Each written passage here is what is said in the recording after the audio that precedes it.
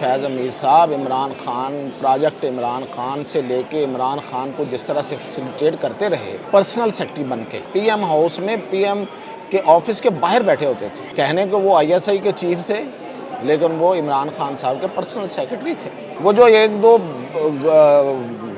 Core commander हटाए हैं, वो भी इन्हीं की लाइन में थे। और इसके अलावा भी बहुत सारे जो भी जितना प्रेशर बन रहा था, जितनी अंदर से इंफॉर्मेशन लीक हो रही थी और जितनी इंफॉर्मेशन इमरान खान और उनके लोगों के पास पहुंच रही थी, 9 मई समेत एवरीथिंग, फैज़ हमीद साहब ही थे उसके करता धरता। अब ये 9 मई के को अक्यूज़ होंगे, 9 मई और उसके बाद होने वाली बहुत सारी चीज़ों के, और इसके लिए बंदोबस्त भी कर लिया गया है। जनरल फैज़ हमीद क्यों गिरफ़्तार हुए, असल कहानी क्या है, और ये गिरफ़्तारी जो है ये कहाँ लेके जाएगी, किस तरफ जाएगी, और कितने लोग गिरफ़्तार हो रहे हैं। क्या ये टॉप सिटी का ही केस है?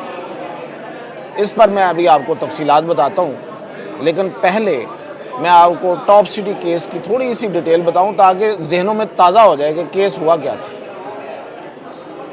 टॉप सिटी, जब आप इस्लामाबाद की तरफ जाते हैं और अपने जो वहाँ का टोल प्लाज़ा वहाँ तक पहुँचते हैं, तो वहाँ पे लेफ़्ट पे आपको, अगर लाहौर से जा रहे हैं तो लेफ़्ट पे, और पेशावर से आ रहे हैं तो राइट पे आपको दो सोसाइटीज़ जो हैं वो नज़र आती हैं। एक टॉप सिटी है और एक उसके साथ दूसरी सोसाइटी। ये टॉप सिटी बेसिकली एक ही था, और ये जो साथ वाले लोग हैं उन्होंने ये बेच दी थी। ये कराची के एक इन्वेस्टर हैं, उनके यहाँ बहुत बड़ी सोसाइटी है, एकड़्स पे, सैकड़ों एकड़्स पे ये मुहित है ये सोसाइटी। तो इस सोसाइटी के जो मालिक हैं उनको गिरफ़्तार करना था, नहीं, उठाना था, अगवा करना था। और फोर्स कौन सी यूज़ हुई? पंजाब रेंजर्स की 100 से ज़ायद गाड़ियाँ, हूटर्स लगे हुए हैं, ब्लैक शीशों वाली, कमांडोज बैठे हुए हैं उस पर, उन्होंने गॉगल्स चढ़ाए हुए हैं और हाथों में मशीन गनें। कितना बड़ा टेरर होगा, अंदाज़ा करें।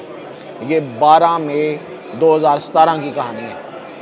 F11 इस्लामाबाद का पॉश सेक्टर है, वहाँ पे ये हमला होता है। लेकिन उस टॉप सिटी के मालिक के घर जाने से पहले एक ड्रामा हुआ है। वो ये हुआ कि वो एक घर में दाखिल हुए, ये इतनी बड़ी फोर्स, उन्होंने पूरे उस एरिया को कॉर्डन ऑफ किया है और पूरे इलाके में एक दहशत है। और वो उनके घर में दाखिल हो के उन्होंने ख़वातीन को, बच्चों को घसीट के अचानक दाखिल हुए हैं, घसीट के उनके लिविंग रूम में लेके आए हैं। और कुछ जो कोई एक आध जवान था उसकी आंखों पे पट्टी बांधी है, और वो, और कोई घर पे कुछ ज़्यादा बंदे नहीं थे, बुज़ुर्ग थे, कोई एक बच्चा होगा बड़ी उम्र का और बाकी ख़वातीन और बच्चे। और वहाँ पे हू कार का एक माहौल था, एक वहाँ पे एक सीन था। और जब वो कोई ये जो ऑपरेशन है, ये ऑपरेशन जो था, अगवाकारी का ऑपरेशन जो था, ये जब कोई 1 घंटे पे मुहित रहा, तो जब उन्हें वो जो गए हुए थे वहाँ पे कमांडोज, जो बेसिकली इंडिया के ख़िलाफ़ लड़ने के लिए हैं, वो वहाँ जब गए हुए थे तो उन्हें थोड़ी देर बाद इंकशाफ हुआ, ओहो हम तो गलत घर में पहुँच गए। वो घर था रमेश सिंह अरोड़ा का, सिख रहनुमा है, पाकिस्तान अक़लियतों का रहनुमा है, और वो उस वक़्त वहाँ नहीं थे अपने घर में। तो उनके घर में ये सारा इतना बड़ा रेड हुआ, और फिर जब एहसास हुआ तो वहाँ से वो फोर्स निकली है, तो फिर वो नंबर का मुगालता पड़ गया कि किस गली में जाना था, कौन सा नंबर है, वो गली नंबर और था। और फिर ये टॉप सिटी वालों के घर गए और वहाँ से उनको उठाया। मतलब एक इन्वेस्टर है, एक शरीफ आदमी है बज़ाहिर, मतलब इन्वेस्टर, हम तो शरीफ ही गए हैं ना। अगर उसने कुछ किया हुआ है तो उसकी सज़ा उसको और तरह से मिलनी चाहिए, कानून के मुताबिक मिलनी चाहिए। उसको उठाया और उसको ले गए। और फिर इससे अगली कहानी, ये जो मैं आपको बात बता रहा हूँ, ये तो अबसार आलम और बहुत से लोगों से पहले से मेरे पास है, क्योंकि मुझे वो साथ वाली सोसाइटी के जो इन्वेस्टर हैं उन्होंने ये बहुत पहले बता दी थी कि क्या हुआ। तो सवाल ये था कि यार ये टॉप सिटी बड़ी ऊपर जा रही है, तो उसने कहा ये ऊपर कहाँ क्यों ना जाएगी, इसमें इन्वेस्टर फैज़ हमीद है, पार्टनर फैज़ हमीद है, इन्वेस्टर नहीं, पार्टनर फैज़ हमीद है। तो मैंने कहा वो कैसे, तो फिर ये सारी कहानी आई कि जब उसको उठाया तो फिर उसके साथ इन्वेस्टमेंट का एक माहिदा किया, जो कि नहीं थी। इन्वेस्टमेंट इतनी थी कि वो जनरल है, वो ISI के चीफ है, और उसमें उनका पार्टनरशिप हो गई। फिर उस सोसाइटी के जो रुके हुए काम थे, वो RDA में थे, वो किसी भी डिपार्टमेंट में थे, वो ऐसी स्पीडों के साथ हुए। कर्नल मेजर वहाँ जाते थे, खड़े हो गए उनसे काम करवाते थे। घंटों के अंदर वो काम हुए जो कि उनके साल हर साल के अदालतों में पड़े हुए थे। जो वो अदालतों में जाके तो वो उनको रिजॉल्व करवाना चाहते थे, वो घंटों के अंदर हुए। और फिर ये एक सोसाइटी थोड़ी थी, साथ और भी बड़ी सोसाइटीज़ थी, नोवा, फलां फलां फलां, एक दो और है, नाम लेना अच्छी बात नहीं है। उन ज़ाहिर है एक इन्वेस्टमेंट है, हम क्यों उनका नाम लें। उनमें भी यही इसी तरह से पार्टनरशिप को थोड़ी रखी, कहीं ज़्यादा रखी। और आपको याद होगा कि वो जो रिंग रोड वाला प्रोजेक्ट था, जो स्कैंडल आया था कि उसकी डायरेक्शन चेंज की गई थी कुछ सोसाइटीज़ को फ़ायदा पहुंचाने के लिए, उसमें भी जो मास्टर माइंड थे जनाब फैज़ हमीद साहब थे। खैर ये बातें आम सी बातें हैं, मतलब उनके लिए ये क्या मसला है, क्या मसला था, ये कोई बात नहीं है, ये सामने की बात है कि ये उन्होंने किया और वो किया और उस पर उनको पकड़ा किस में। वो लाइन है जो उस प्रेस रिलीज़ में ISPR के नीचे लिखी हुई है कि आफ्टर रिटायरमेंट भी वो उन्होंने कुछ ऐसे काम किए हैं जो उनकी सर्विस के कोड ऑफ कंडक्ट और जो उनकी सर्विस के ज़ाब्ता अखलाक और जो उन पर लाजमी होता है उसकी भी खिलाफ वर्जी की है। तो यही असल कहानी है।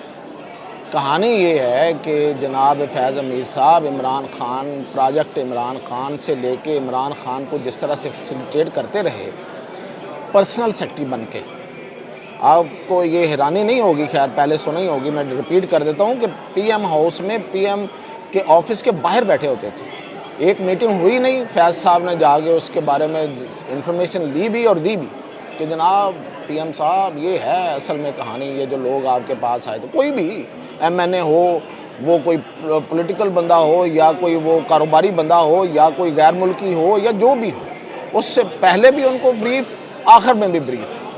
तो टोटल ब्रीफ जो था वो फैज़ हमीद साहब ही करते थे। कहने को वो ISI के चीफ थे, लेकिन वो इमरान खान साहब के पर्सनल सेक्रेटरी थे, वहाँ बैठे रहते थे। उतना तो प्रिंसिपल सेक्रेटरी नहीं उनके करीब होता था जितने वो होते थे। तो ये सब कुछ था, लेकिन बाद में असल मसला, असल जो प्रॉब्लम है, जो असल इसमें जो जिसकी वजह से उनको पकड़ा गया है, वो तो वो है जिसमें उन्होंने फिर बाकायदा उनको एक लाइन दी है कि किस तरह से अंडर प्रेशर करना है अदारों को, और अदारे में किस तरह से क्या बात करें और किसको क्या इन्फॉर्मेशन जो है ना वो उसके बारे में आप लीक करेंगे या बात करेंगे तो वो आपको वो अंडर प्रेशर हो जाएगा। ये जो बाहर बैठे लगड़ बगड़ 2 3 4 जो हैं वो इन्फॉर्मेशनें देते हैं पाक फ़ौज के बारे में, तो वो सारी लाइन ऑफ एक्शन तो फैज़ हमीद का दिया हुआ है ना। 9 मई का प्लान भी फैज़ हमीद ने ही दिया था। वो जो 1-2 कोर कमांडर हटाए हैं वो भी इन्हीं की लाइन में थे, और इसके अलावा भी बहुत सारे वो सारे इनके लिए काम कर रहे थे। रिटायरमेंट के बाद ये चले गए, ये घर चले गए, आसिम मुनीर साहब आ गए, इसके बावजूद सब कुछ यही करवा रहे थे। जो भी जितना प्रेशर बन रहा था, जितनी अंदर से इंफॉर्मेशन लीक हो रही थी और जितनी इन्फॉर्मेशन इमरान खान और उनके लोगों के पास पहुंच रही थी 9 मई समेत एवरीथिंग, फैज़ हमीद साहब ही थे उसके करता धरता, उसके मास्टरमाइंड, वही लीड कर रहे थे। तो ये उस तरफ जाएगा। ये असल तो उसमें जो है वो ये है कि वो अब ये 9 मई के को अक्यूज़ होंगे, 9 मई और उसके बाद होने वाली बहुत सारी चीज़ों के, बहुत सारे लोगों के, और इसके लिए बंदोबस्त भी कर लिया गया है कि किसी किस्म की कोई रिएक्शन के लिए। और ये कई महीनों से जारी एक ऑपरेशन है जिसके बाद इनकी गिरफ़्तारी हुई है। इनकी गिरफ़्तारी से पहले आपको याद होगा एक अखबार में ख़बर भी आई थी कि वो उसमें उनके बारे में कुछ नहीं मिला, वो जानबूझ के खबर दी गई थी, सिर्फ एक टेस्टर था चेक करने के लिए। सब कुछ है इनके ख़िलाफ़, एवरीथिंग वो ऑन पेपर आ गई है, गवाह मौजूद हैं, और वो लोग हैं जो इमरान खान के करीबी लोग हैं, वो गवाही दे रहे हैं कि जी इस वक्त ये कहा था, इस वक्त ये कहा था। इमरान खान ख़ुद भी कई बातें जो हैं वो फैज़ हमीद के बारे में बता चुके हैं, लेकिन वो बतौर PM था। PM शिप के बाद, सरकारी पोजीशन के बाद जो कुछ हुआ है और जो साजिशें हुई हैं, वो जितनी बड़ी साजिशें हुई हैं, जितनी जितनी हुई हैं 9 मई समेत, वो सारी साजिशों के मास्टरमाइंड जनाब फैज़ हमीद हैं। और अब ये सारा जो इनका इर्द गिर्द जितने भी लोग थे, जितना बड़ा नेटवर्क था, वो अनर्थ हो चुका है। उनमें से बहुत से लोग डिसमिस हो चुके हैं और वो गिरफ़्तार भी हैं और कुछ गिरफ़्तार नहीं भी हैं, और जो हैं उन्होंने बहुत कुछ बता दिया है। तो ये थी असल में सरगना को पकड़ने की असल में पूरी तैयारी एक अरसे से चल रही थी, और ये सरगना अब और बहुत कुछ बोलेगा। कहते हैं एक दो और भी गिरफ़्तारी है, बड़ी गिरफ़्तारी है, उसके बारे में आपको अगले 1-2 दिन में अपडेट करेंगे।